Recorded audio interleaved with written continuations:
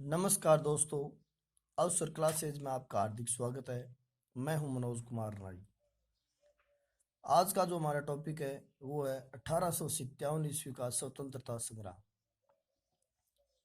ये टॉपिक बहुत महत्वपूर्ण है और हर प्रकार की परीक्षा में काम आने वाला है, इसलिए हर विद्यार्थी से अनुरोध है कि इसे ध्यानपूर्वक सुने, शेयर करें तथा चैनल को सब्सक्राइब जरूर करें।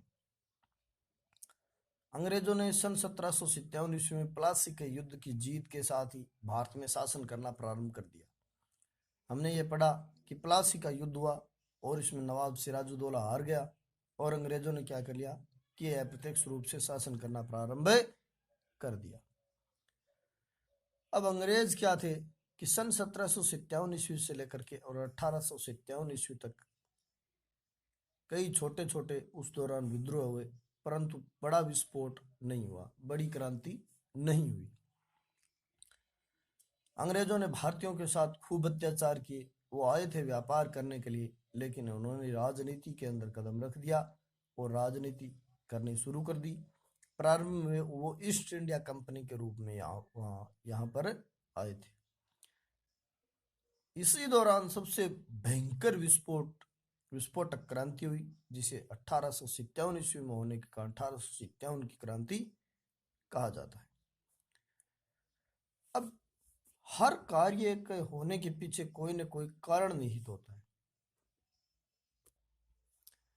और हमें उस कारण की तह तक जाना बहुत जरूरी है। बात करते हैं कि सन 1857 की क्रांति के क्या कारण थे, जिन कारणों की वजह से 1857 में क्रांति हुई। क्रांति का मतलब होता है लड़ाई, और लड़ाई कोई व्यक्ति खुशी खुशी तो किसी से लड़ता नहीं। जब वो सारे रास्ते बंद समझता है तब वो लड़ाई लड़ता है। तो बात करते हैं 1857 की क्रांति के कारणों की। 1857 की क्रांति के पहला कारण है राजनीतिक व प्रशासनिक कारण, दूसरा है आर्थिक कारण, तीसरा सामाजिक कारण, चौथा धार्मिक कारण और पांचवा सैनिक कारण।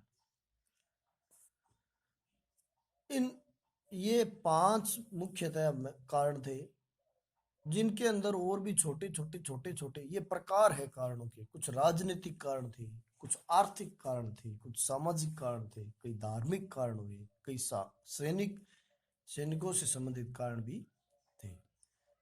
तो एक एक कारण के बारे में हम विस्तार पूर्वक पढ़ते हैं। पहला है राजनीतिक एवं प्रशासनिक कारण। राजनीतिक कारण के अंतर्गत हम देखते हैं कि राजनीति में लॉर्ड डलहौजी की जो सहायक संधि प्रणाली है, उसने भारतीयों को बहुत ज्यादा नाराज किया। सहायक संधि के तहत क्या किया, लॉर्ड वेलेस्ली ने दो रियासतों के साथ सहायक संधि कर ली और वहां पर अपनी सेना रख दी और दोनों ही रियासतों से टैक्स ले लिया और जो सेना थी उसका भार रियासतों पर डाल दिया। जैसे हम उदाहरण के तौर पर देख सकते हैं राजस्थान के संदर्भ में कि जोधपुर और बीकानेर दोनों से ही सहायक संधि कर ली और दोनों के यहां पर सेना रख दी और कह दिया कि यदि एक रियासत दूसरे पर हमला करेगी तो हम सहायता करेंगे। लेकिन जब दोनों के पास ही सेनाएं रख दी तो आप किसकी सहायता करेंगे? कल्पना कीजिए, यदि एक रियासत ने दूसरी पर हमला किया तो लॉर्ड वेलेस्ली की सहायक संधि के अनुसार पहले दोनों रियासतें लड़ती थी और वो किसी की सहायता नहीं करते थे। बाद में जब एक रियासत जीतती उसके साथ अंग्रेज लड़ते और उन दोनों रियासतों को अपने कब्जे में कर लेते। इस कारण जो सहायक संधि थी उससे भी भारतीय जो राजा थे वो नाराज थे, क्योंकि उन्हें अंग्रेजों की सेना है वो फ्री में रखनी पड़ती थी। इसके बाद में लॉर्ड डलहौजी ने एक नीति अपनाई, राज्य हड़प नीति, या उसे गोद निषेध नीति भी हम कह सकते हैं। गोद निषेध नीति के तहत क्या किया गया कि भारत के अंदर हिंदू समाज में यदि किसी राजा को संतान नहीं होती थी तो वो अपनी इच्छा से अपने परिवारजनों से किसी भी के पुत्र को गोद लेकर के, इसे दत्तक पुत्र कहा जाता है, वो अपना उत्तराधिकारी बना सकता था। लेकिन लॉर्ड डलहौजी ने इस पर पूर्णतः रोक लगा दी और कहा कि संतान यदि किसी भी राजा के स्वयं की संतान नहीं है, जीवित संतान नहीं है, तो उसका राज्य वो अंग्रेजी साम्राज्य में मिला लिया जाएगा। इसके अतिरिक्त सतारा, नागपुर, झांसी और कई रियासतें हड़प ली गई। तो इन रियासतों के हड़पने से जो रियासतों के शासक थे वो बहुत ज्यादा नाराज थे और ये भी 1857 की क्रांति का एक कारण सिद्ध हुआ। बाद में आती है लॉर्ड कैनिंग ने मुगल बादशाह के पद समाप्त करने की घोषणा कर दी। यह भी एक महत्वपूर्ण कारण था क्योंकि सन 1526 बाबर के समय से लेकर के और औरंगजेब के समय 1707 तक तो और मुगलों ने प्रत्यक्ष शासन किया, लेकिन उसके बाद मुगलों की छवि धीरे धीरे गिरती गई। लेकिन फिर भी मुसलमान लोग ये चाहते थे कि मुगलों का शासन फिर से स्थापित हो। अब लॉर्ड कैनिंग ने जब कहा कि बहादुर शाह जफर अंतिम मुगल बादशाह होंगे और उसके बाद ये पद समाप्त होगा, तो इस बात से मुसलमान काफी नाराज हुए। तो मुसलमानों द्वारा क्रांति करने का कारण यह भी है कि उन्होंने मुगल बादशाह का पद क्या कर दिया, समाप्त कर दिया। उसके बाद में आता है अंग्रेजों द्वारा अपनी नीति का पालन नहीं करना। अंग्रेज अपनी नीति का पालन नहीं कर रहे थे। अंग्रेज जो नियम बना रहे थे उन नियमों को वो अपने पर लागू नहीं कर रहे थे, केवल भारतीयों पर लागू कर रहे थे। वो मुख्यतः व्यापार करने आए थे, लेकिन यहाँ पर राजनीति करने लग गए थे। इससे भी भारतीय क्या थे, नाराज थे। तो ये था राजनीतिक कारण। राजनीतिक कारण। अगला जो कारण था वो है आर्थिक कारण। आर्थिक का मतलब होता है अर्थव्यवस्था से संबंधित, धन से संबंधित। हमने ये भी पढ़ा है कि भारत को सोने की चिड़िया कहा जाता था। गुप्त काल में सोने के सिक्के भारत में चलते थे और उस भारत की अरब आक्रमणकारियों ने और लुटेरों ने उस भारत की हालत इतनी पतली कर दी कि भारत का किसान जो है वो भूखों मरने पर आ गए। लेकिन अंग्रेज जब भारत में आए थे तब भारत का जो लघु एवं कुटीर उद्योग है वो बहुत ज्यादा समृद्ध था। लेकिन अंग्रेजों ने भारत को इतने खतरनाक तरीके से लूटा कि उन्होंने बड़ी नीति और योजनाबद्ध तरीके से भारत के जो कुटीर उद्योग थे उनको नष्ट कर दिया। तो आर्थिक कारणों में पहला कारण है भारतीयों का आर्थिक शोषण करना। अंग्रेजों ने भारतीयों का बहुत ज्यादा आर्थिक शोषण किया और उन्होंने यहां तक कि कर वसूल करने के लिए भी अंग्रेजों ने सेना का सहारा लेना शुरू कर दिया। यदि उन्हें टैक्स भी वसूल करना तो होता था तो वो सेना के माध्यम से टैक्स वसूल करते थे। अंग्रेजों ने भारतीय लघु कुटीर उद्योगों को उजाड़ दिया। ये बहुत महत्वपूर्ण कारण रहा। अंग्रेज क्या करते थे कि अंग्रेजों ने यहाँ आकर के देखा कि भारत का जो कपड़ा है वो विदेशों में बहुत ज्यादा बिकता है। यहाँ की ढाका की मलमल बहुत ज्यादा प्रसिद्ध रही है। तो अंग्रेजों ने क्या किया कि अपने देश का कपड़ा भारत में बिके, इसके लिए उन्होंने क्या कर दिया, निर्यात कर ज्यादा कर दिया। यदि आप निर्यात करोगे कपड़ा तो आप पर टैक्स ज्यादा लगेगा, और आयात कर अंग्रेज यदि आप भारत में बेचते हैं माल को तो बहुत ही न्यून टैक्स लगता है। लेकिन अंग्रेजों ने साथ ही साथ यही कहा कि यदि भारतीय कच्चा माल निर्यात करते हैं तो उन पर टैक्स बहुत कम लगेगा। इस कारण से ऐसा करके के और अंग्रेजों ने भारतीयों से कच्चा माल खरीदा और ब्रिटेन में ले जाकर के मशीनों के द्वारा वहां पर कपड़े बनाने शुरू करे दिए। प्रारंभ में भारतीयों ने वो कपड़े नहीं खरीदे, लेकिन अंग्रेजों ने जोर जबरदस्त तरीके से और भारत की अर्थव्यवस्था को चौपट करके और अपनी अर्थव्यवस्था बनाने के लिए उन्होंने विदेशी कपड़े के साथ भारत को जोड़ दिया। इससे जो भारत को नुकसान हुआ वो आज तक भारत है उस नुकसान की भरपाई नहीं कर पाया है। अंग्रेजों ने यदि सबसे ज्यादा किसी क्षेत्र में नुकसान किया है तो वो नुकसान उन्होंने आर्थिक क्षेत्र में किया है।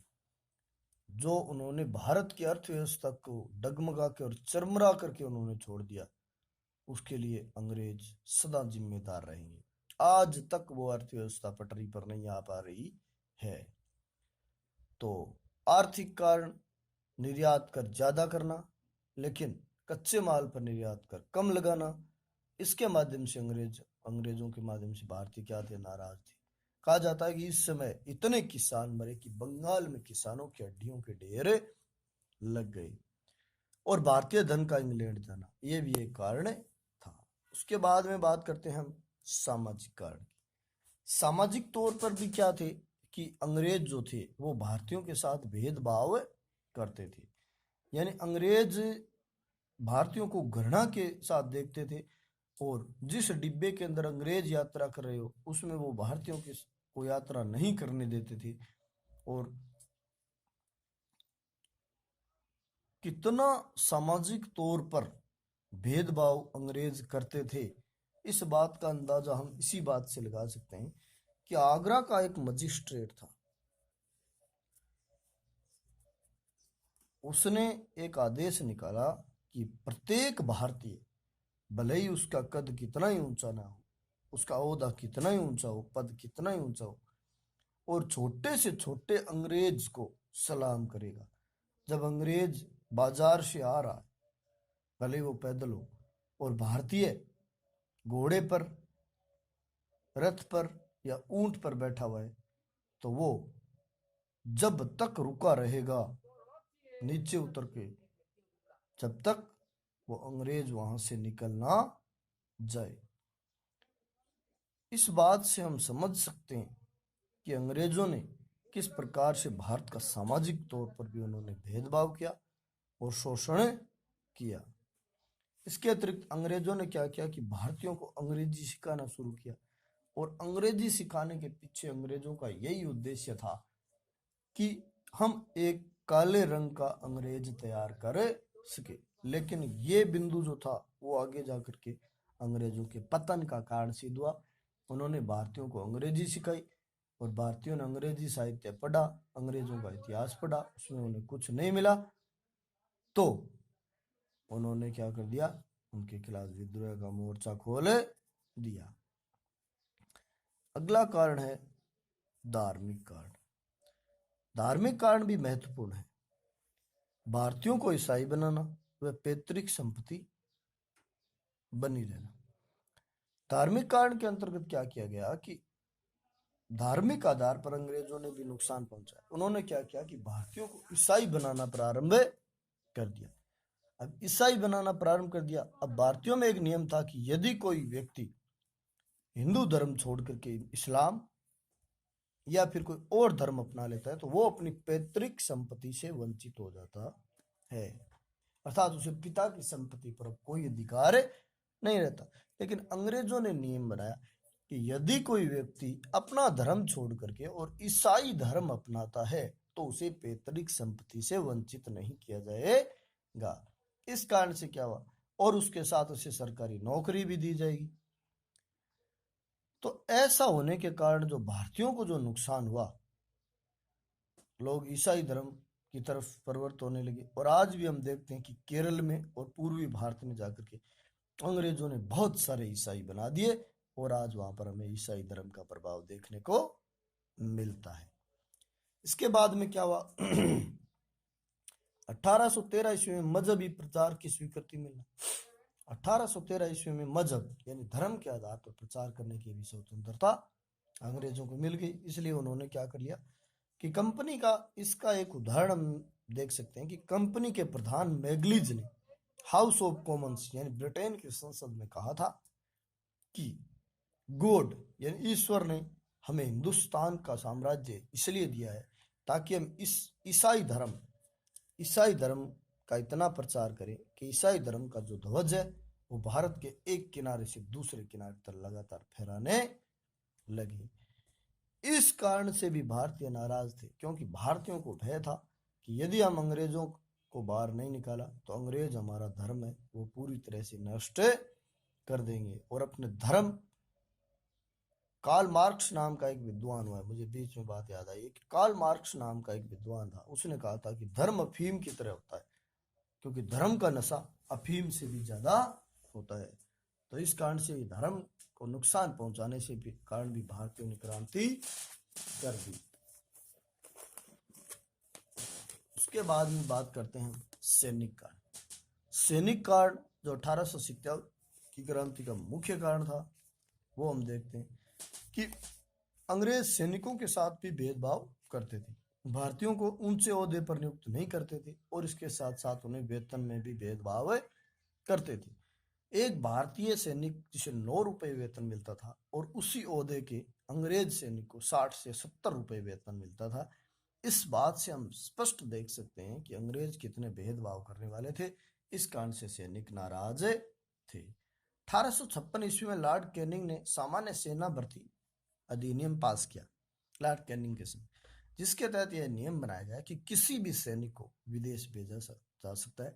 अंग्रेज किसी भी सैनिक को किसी भी देश में युद्ध करने के लिए भेज सकते हैं। इससे भी भारतीय नाराज थे।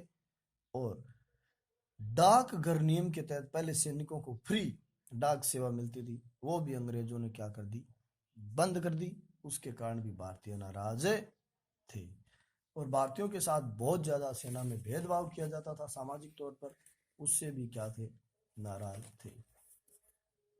अब आपके पास कारणों का भले ढेर हो, लेकिन तत्कालिक जो कारण होता है, जो लड़ाई का चिंगारी जो होती है, भले ही आपके पास आपने घासलेट का डिब्बा डाल करके और एक घास का ढेर लगा रखा है, लेकिन यदि आपके पास चिंगारी नहीं है तो बिना चिंगारी के लिए कि वो घासलेट डाला हुआ घास भी नहीं जल सकता।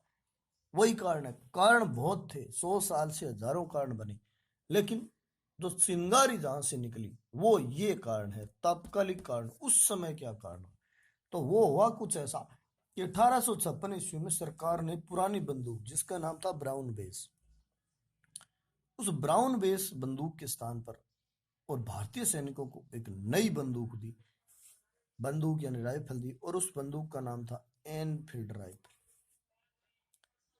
अब इस एनफील्ड राइफल में क्या होता था कि कारतूस को डालने से पहले कारतूस की टोपी को मुंह से खोलना पड़ता था। अब अंग्रेजों ने क्या किया कि कारतूस की जो टोपी है वो आसानी पूर्वक खुल जाए, इस बात को ध्यान में रखने के लिए उन्होंने क्या कर लिया, उसमें चिकनाई पैदा करने के लिए उसमें गाय व सूअर की चर्बी मिला दी। गाय व सूअर की चर्बी मिलाने से क्या हुआ कि गाय हिंदुओं के लिए एक पूजनीय पशु है और सूअर जो मुसलमानों के लिए निषेध है। इस कारण से दोनों धर्मों को ये लगने लगा कि अंग्रेज हमारा धर्म नष्ट करने पर तुले हैं और वो नष्ट करके ही छोड़ेंगे। इस कारण अंग्रेजों में विद्रोह, सेना में विद्रोह विरोध होने लगा, विद्रोह करने की संभावना होने लगी। तो जांच करता जॉन केई और लॉर्ड रॉबर्ट्स ने नामक अंग्रेज अधिकारी ने जांच की और उन्होंने बताया कि बिल्कुल राइफल में की टोपी में गाय व सूअर की चर्बी मिली हुई है। ये बात देख करके यह बात सैनिकों में आग की तरह फैल गई, वह क्रांति की योजना बनने लगी। और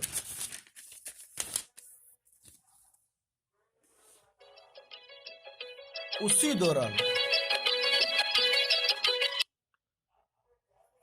दौरान क्या हुआ कि क्रांति की शुरुआत हुई। तो आज के इस वीडियो में इतना ही, इसे शेयर करें, सब्सक्राइब करें, धन्यवाद।